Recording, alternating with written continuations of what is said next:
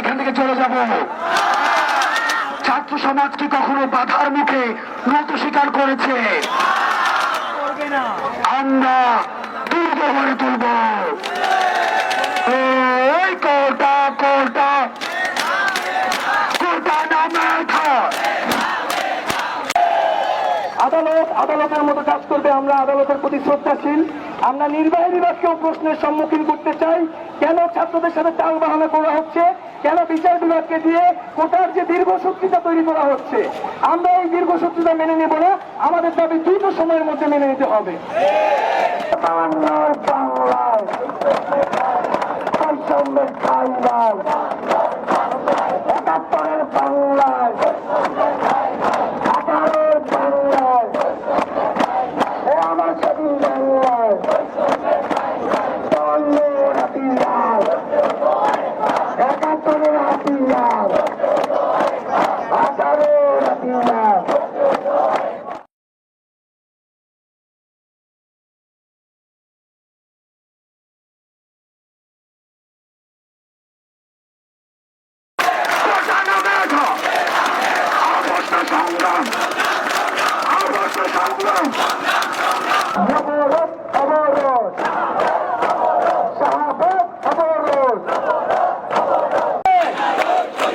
মুক্তিযুদ্ধের বাংলায়, বঙ্গবন্ধুর বাংলায়, আমার কোন বাংলায়, শহীদের বাংলায় দিয়েছি তো রক্ত,